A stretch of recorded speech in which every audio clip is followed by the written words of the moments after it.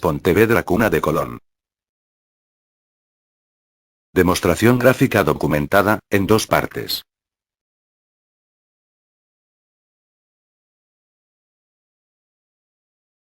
Ediciones Folk, Pontevedra, España. De las obras que hasta el presente y relacionadas con este tema se han publicado, ninguna como la tesis de García de la Riega, ofrece tan sólida argumentación en pro de la oriundez pontevedresa de Cristóbal Colón. Pues como dice el distinguido filólogo don José María Riguera Montero, los incesantes recuerdos que consagraba a Pontevedra y las palabras y locuciones puramente gallegas que Colón espontáneamente empleaba en sus escritos, bien claramente nos demuestra que, si el estilo es el hombre, el lenguaje es el pueblo, estilo y legunaje en que se refleja el vínculo sagrado que le tenía unido a su adorada Galicia, el profundo y santo amor que sentía por sus inolvidables patrios lares. Evocamos aquí la efigie del historiador don Celso García de la Riega, que iluminado por el hallazgo de varios documentos, concibió la sospecha del origen gallego de Cristóbal Colón y expuso su tesis en una conferencia dada en la Real Sociedad Geográfica en el año 1898. Y la de sus insignes continuadores. Don Enrique Zas, sabio historiador, que avaloró y amplió las investigaciones de la Riega y anotó 45 nombres gallegos dados por Colón a accidentes de las tierras por él descubiertas. Dr. Don Rafael Calzada, notable publicista y distinguido jurisconsulto y otro de los propulsores decididos de la presente vindicación. Y don Prudencio Otero Sánchez, mantenedor tenaz de esta idea. Autor del libro España Patria de Colón, de aportaciones valiosísimas y a quien podemos llamar sin titubeos, la cuarta columna de esta tesis.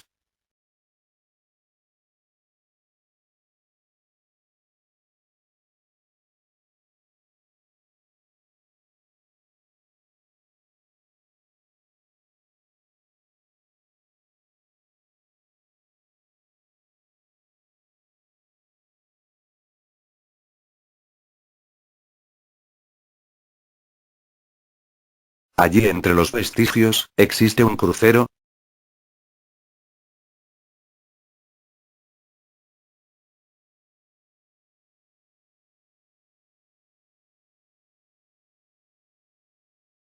Y en él esta inscripción.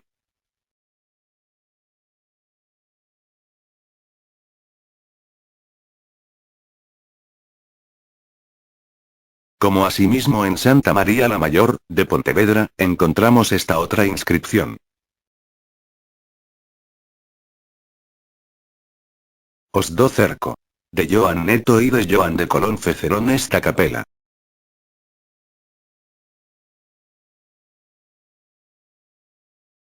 En la magnífica fachada de esta misma iglesia, llamada primeramente Santa María la Antigua, y después a causa de reedificaciones, se la empezó a conocer, por la Mayor, o la Nueva.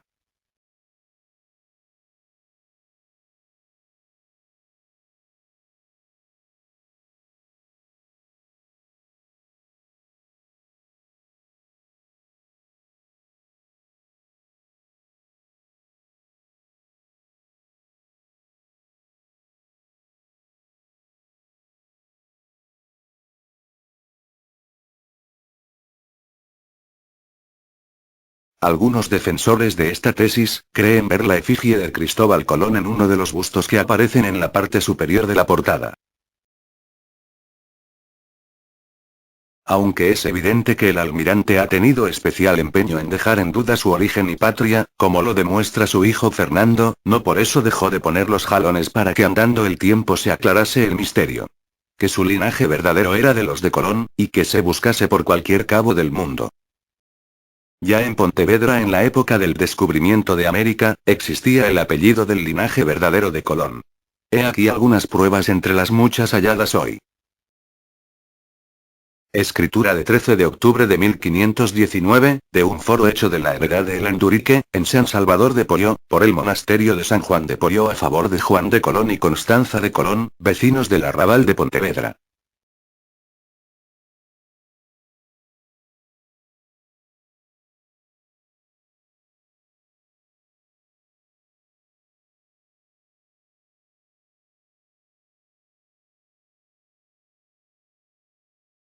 Escritura de 26 de febrero de 1731, de compra de foro sobre 3 casas, 2 en las Corvaceiras, frente a Porto Santo, y otra en la calle Pedreira, de Pontevedra, que cobraba doña Catalina Colón de Portugal, descendiente del almirante.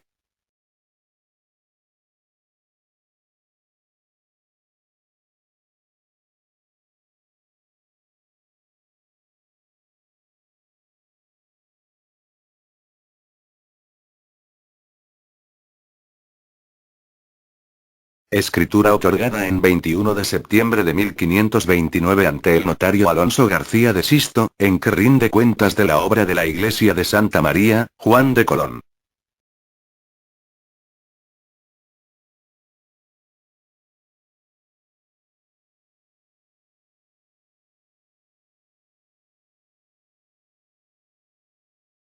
Hoja del cuaderno de cuentas de la Cofradía de San Miguel, Marineros, en poder de la Sociedad Arqueológica de Pontevedra, en que figuran Antonio Alfonso de Colón, cuyo cuaderno comprende de 1480 a 1490.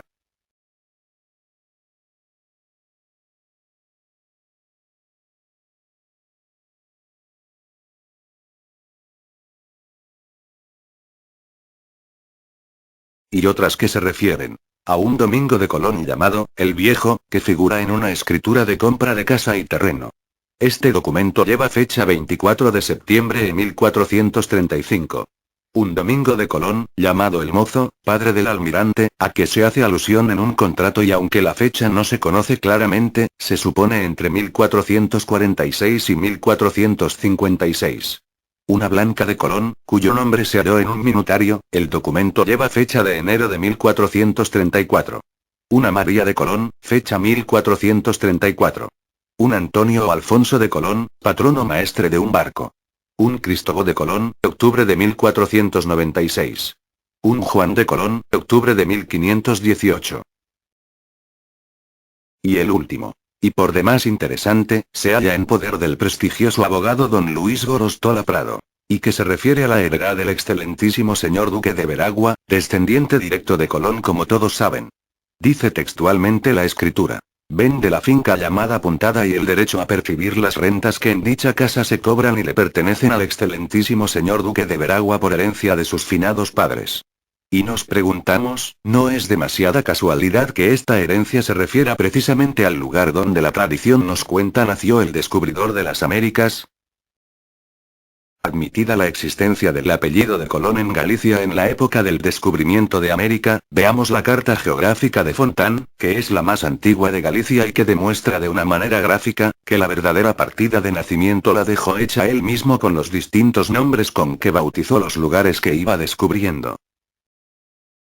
Y la primera tierra en que puso el pie al descubrir las Indias Occidentales. Dice él en su relación de viaje, en recuerdo del Salvador del mundo le puse por nombre San Salvador. San Salvador. Expresión tan netamente gallega, que solo en Galicia se encuentra tan repetida y no existe en otra parte más que en América.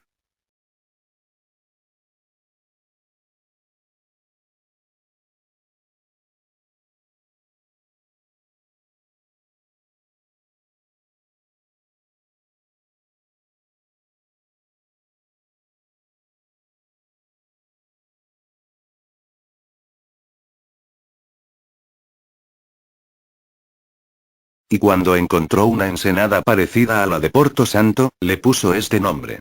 Esta parroquia pertenece al ayuntamiento de San Salvador y se la supone lugar de su nacimiento.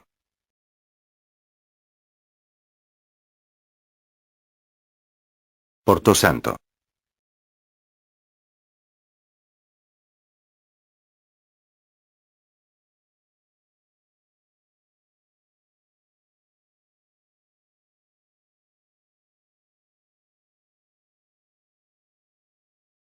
Punta de la Galea.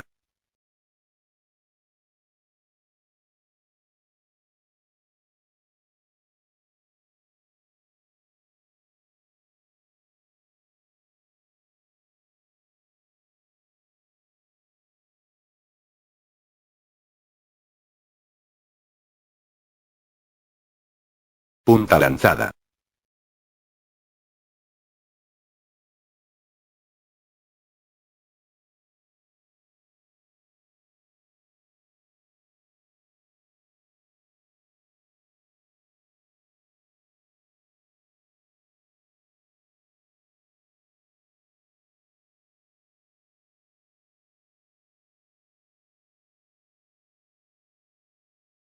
Indudablemente quiso perpetuar los recuerdos de su infancia con estos nombres, que son como veréis los del principio y fin de nuestra ría. Y es muy significativo que por única vez al poner un nombre, lo haya distinguido con el viento nordeste, como veis por la rosa náutica.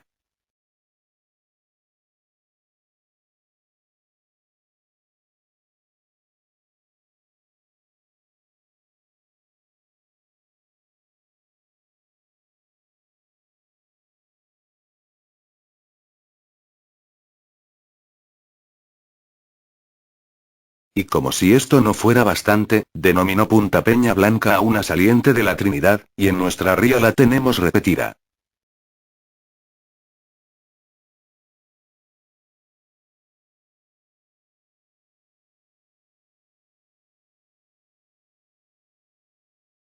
Fin de la primera parte.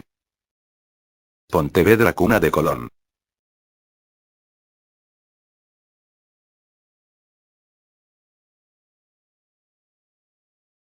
Segunda parte. Seguidamente descubrió otra que llamó Punta Pierna, y otra Punta Aguda, y La Lanzada, tres salientes de la costa pontevedresa.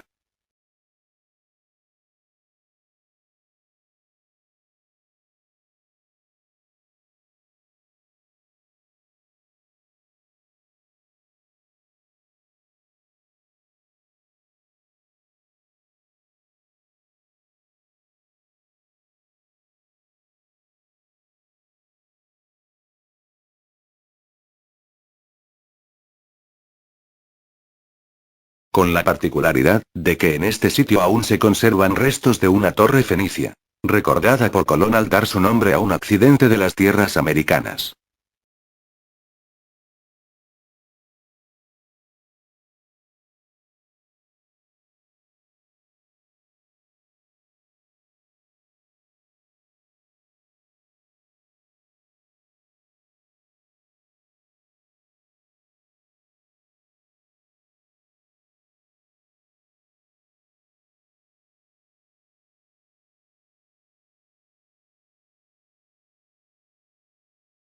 Y a otra punta de la pared. Y en Pontevedra a pocas millas de San Salvador tenemos otra de igual nombre.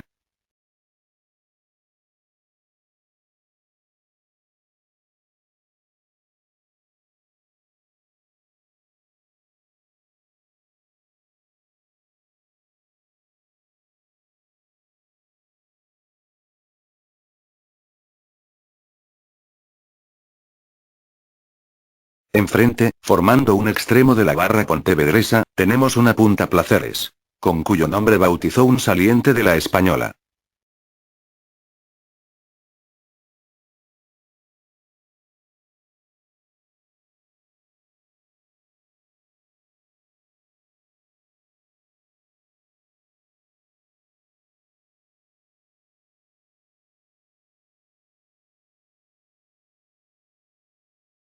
En la isla de Cuba, a un saliente le llamó Punta Moa, y aquí a 2 kilómetros de Placeres tenemos otra Punta Moa.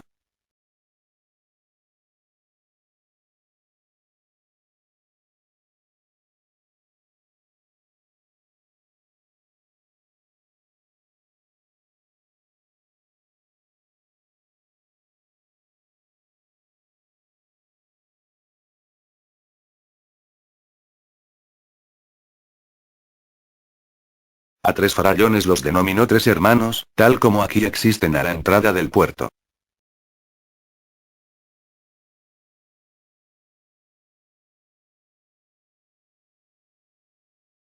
Llamó en Santo Domingo a una, Punta Petis.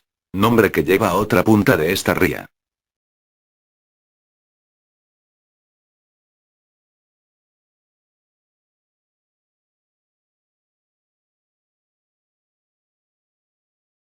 Y a un puerto le llamó de Santa María, en recuerdo de la parroquia y puerto de Pontevedra.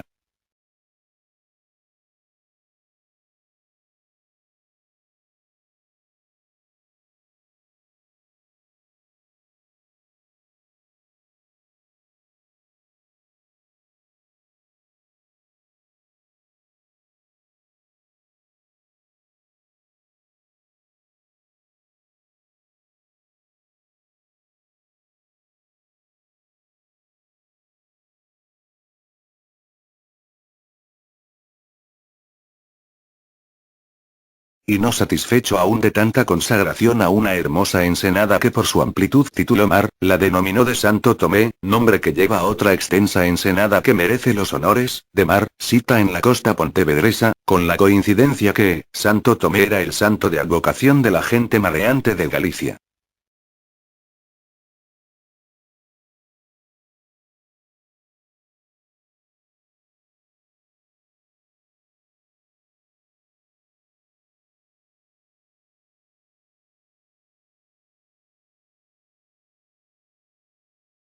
Es sorprendente la semejanza de este puerto de Santo Domingo, que Colón tituló de la Mar de Santo Tomé, con el que existe en Cambados, Galicia, conocido por Santo Tomé del Mar.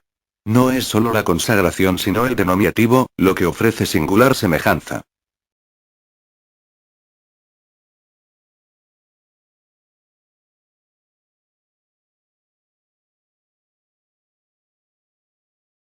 Galicia transportada a las Indias Occidentales.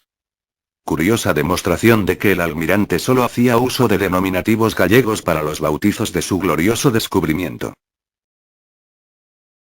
Cabo del Cabo. Puerto de Santa María. Porto Santo. Punta Moa. Cabo de Mar. Obsérvese en el siguiente esquema geográfico la larga serie de puntas, cabos, islas, ensenadas y puertos, cuyos nombres usó Colón para bautizar las tierras que iba descubriendo. Todos ellos o tienen proporcional situación en las rías gallegas y se aglomeran principalmente en la costa que corresponde a la provincia de Pontevedra. Punta Lanzada. Punta de la Galea. San Salvador. Porto Santo. Punta de la Pared. Punta Placeres. Punta Moa. Puerto de Santa María. Punta Aguda. Punta Peña Blanca. Punta Petis. La ría de Vigo, que es vecina a la de Pontevedra, le era igualmente conocida.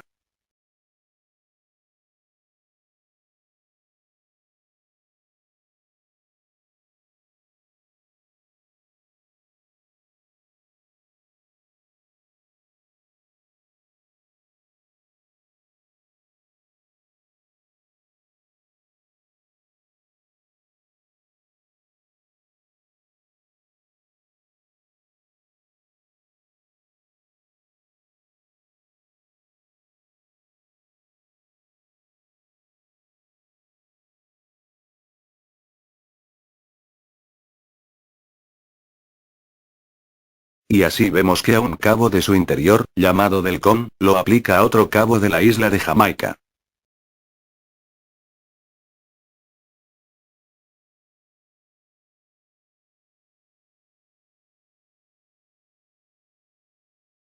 Otra punta notable de la misma ría llamada de Arroas, confirma a un saliente de la costa en tierra firme, en próxima situación al río que llamó del Desastre.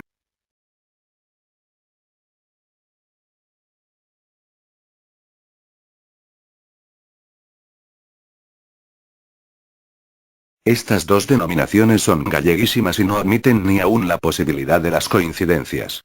Fue necesario que las tomara de esta ría, ya que ningún otro paraje del mundo podía proporcionarle esos tópicos. La punta de la Guía y el puerto de Santa Marta, que en opuesta situación aparecen a la entrada de la ría de Vigo, y con cuyos nombres confirmó dos lugares en la isla de la Española o Santo Domingo, contribuyen a afirmar el convencimiento de que Cristóbal Colón conocía palmo a palmo la costa de Galicia, y particularmente la que se refiere a la provincia de Pontevedra.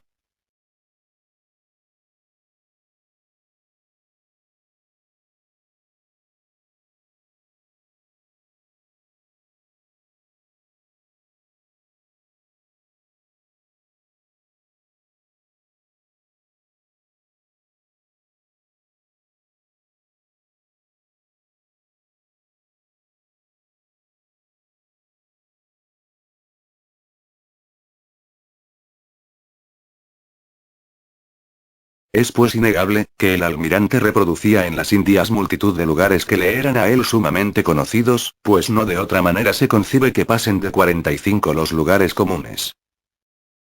Cristóbal Colón, católico tan creyente, no festejó más que un día durante su travesía. Y ese día fue el 18 de diciembre, día de la festividad de Nuestra Señora de la patrona de Pontevedra. ¿Qué más pruebas queremos? Ni siquiera esperó el día 24, verdadera fiesta del catolicismo.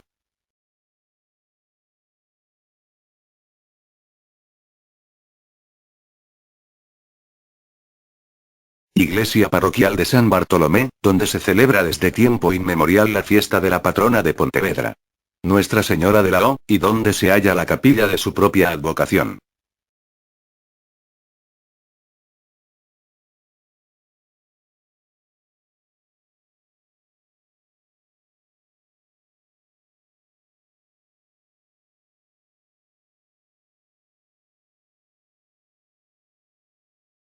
De todos es bien conocida la actitud abiertamente favorable con que el obispo de Palencia y arzobispo de Sevilla, Fray Diego de Deza, acogió los proyectos de Cristóbal Colón.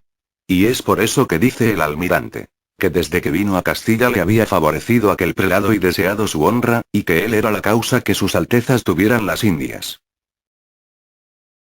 Pues bien, Fray Diego de Deza, que según la biografía nos advierte, era de noble familia, y nobles Dezas, que sepamos, solo han tenido su raigambre en Galicia. Es un descendiente de aquellos famosos churruchaos. Como sus antepasados, debió ser natural de Pontevedra, de las tierras de Deza, solar de sus mayores.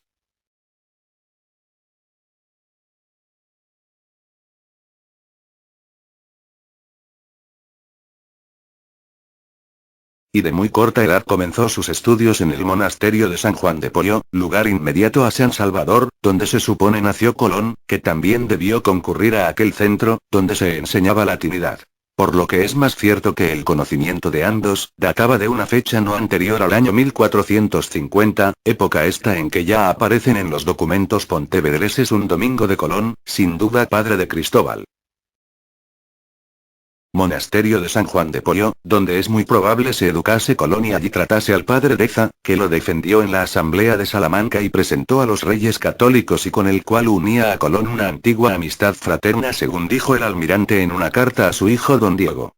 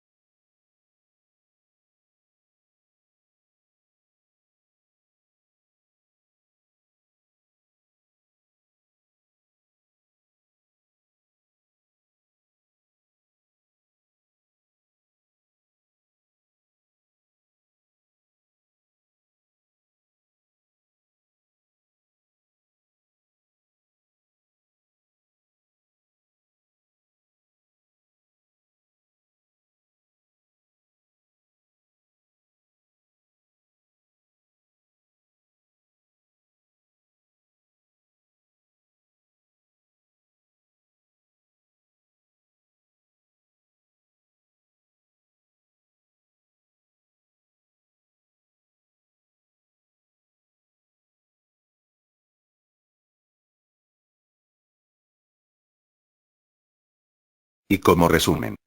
Linaje verdadero de los de Colón. Locuciones puramente gallegas. 45 nombres netamente gallegos, los cuales usó Colón para bautizar otros tantos lugares en América, con proporcional situación geográfica de los mismos. Veneración de una imagen que solo existió en Pontevedra. La verdad renace y por consiguiente, surge con ella el esclarecimiento de la reivindicación más grande. Colón es gallego. Una película sobre Colón, gallego. Artículo publicado en el ABC de 3 de mayo de 1927. Pontevedra 11 de la noche. En el teatro principal se proyectó esta noche una película del notable artista Enrique Barreiro que desde hace años se dedica a obtener el color en la pantalla, habiendo conseguido ya reproducciones exactísimas. Esta película en color, se titula Colón, Pontevedrés, y en ella aparecen todos los documentos de la época del descubrimiento donde constan los nombres y apellidos de Colón y su familia. Reproducciones de pórticos de iglesias y cruceros con sus nombres, así como varios lugares de la ría de Pontevedra, que llevan los mismos nombres con que Colón bautizó las islas descubiertas. El público, que llenaba el teatro, ovacionó al artista. Pontevedra, cuna de Colón. Fue la primera película a color hecha en España, su autor, el pontevedrés Juan Enrique Barreiro Álvarez. Biografía publicada en la revista Colón, Español número 0 en octubre de 1989, por Pablo Novoa Álvarez. El 29 de julio de 1925 un acontecimiento cultural se produce en la ciudad de Pontevedra, se estrena en el Teatro Principal la película Pontevedra, cuna de Colón, su autor el investigador, fotógrafo y cineasta don Enrique Barreiro. El suceso hubiera pasado desapercibido si no fuera porque dicha película era la primera en color que se había hecho en España por un sistema inventado por el propio Enrique Barreiro. La noticia tuvo gran repercusión y tan importante suceso cubrió numerosas columnas de la prensa regional, nacional e incluso del extranjero.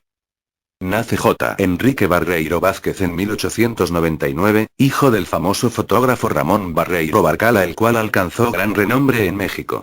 Fue así como Enrique hereda de su padre esa inquietud por la fotografía que lo abocaría más tarde al campo de la investigación, logrando un procedimiento de cine en color, es así como fruto a sus años de trabajo en el campo de la fotografía y cinematografía patenta en 1924 la invención sobre un nuevo procedimiento destinado a rendir en sus colores naturales las proyecciones de películas cinematográficas tomadas para este fin. Esta sería la base de partida y con resultados positivos que haría, que, en los próximos años se diese un paso importante al nuevo procedimiento. Es así como el 13 de julio de 1925 se le concede nueva patente sobre perfeccionamientos en la cinematografía a colores naturales.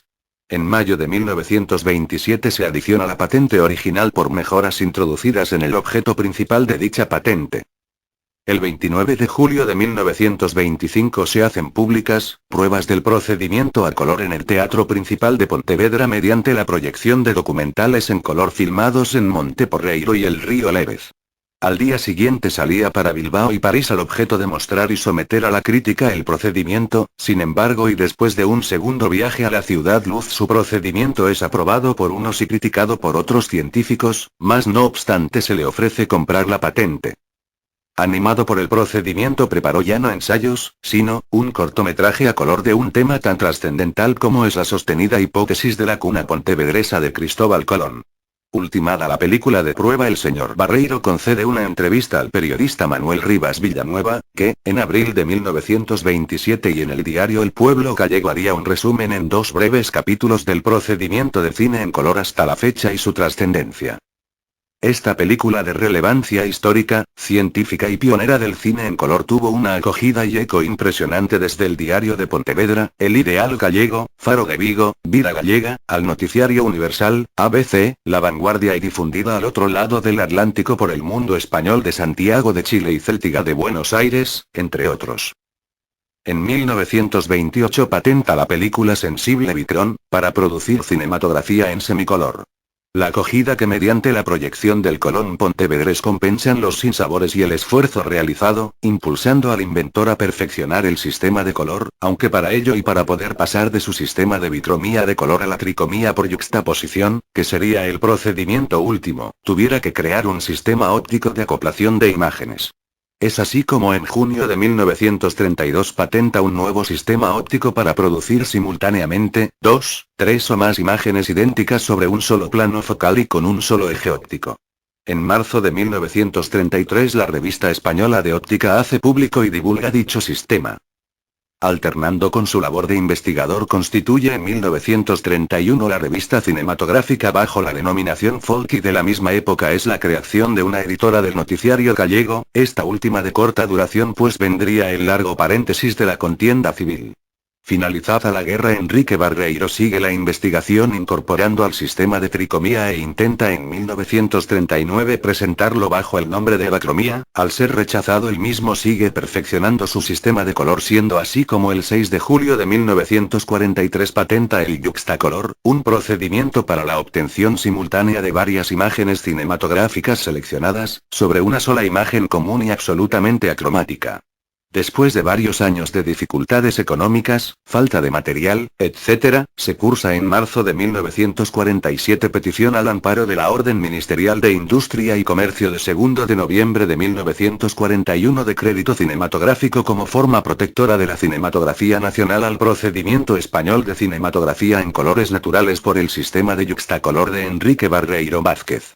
En 1949 se otorga un préstamo que concede el Sindicato Nacional del Espectáculo para gastos del laboratorio y del procedimiento de yuxtacolor. El préstamo no fue cuantioso y al no ser renovado se paralizaron las investigaciones y el laboratorio tuvo que cerrar sus puertas. Enrique Barreiro realizó igualmente ensayos para la aplicación en la fotografía del sistema yuxtacolor. Ya dentro, tanto del cine como de la fotografía realizó notables experiencias sobre estereoscopia microscópica y estereoscopia normal que le llevaría al final a un ambicioso proyecto denominado fotografía plástica, mediante un complejo sistema de 6 cámaras con foco convergente lograba la fotoescultura. Asimismo realiza el proyecto cinematográfico aficionado sobre disco rígido 1948. Fue quizás debido a la competencia internacional que inundaba los mercados mundiales cinematográficos y por otra la situación familiar del señor Barreiro, que con su esposa desahuciada tras una larga y cruel enfermedad, que decide cerrar el capítulo de sus investigaciones al que había entregado los mejores años de su vida y regresar a su Pontevedra natal para refugiarse los últimos años de su vida en la fotografía y la pintura. La Asociación Pro Colón Gallego se ha abocado conjuntamente con la familia de Juan Enrique Barreiro Vázquez al rescate de la mencionada película sobre la cuna gallega de Colón, la cual está en manos de su hijo Enrique que conjuntamente con la asociación han hecho los contactos pertinentes con la Filmoteca Nacional para el rescate, revisión y reproducción de la misma y poderla ofrecer en estas fechas al público de Galicia, pues tan importante documento así lo amerita, tanto por su valor histórico, como por la importancia científica que tiene el mismo dentro de la historia de la cinematografía.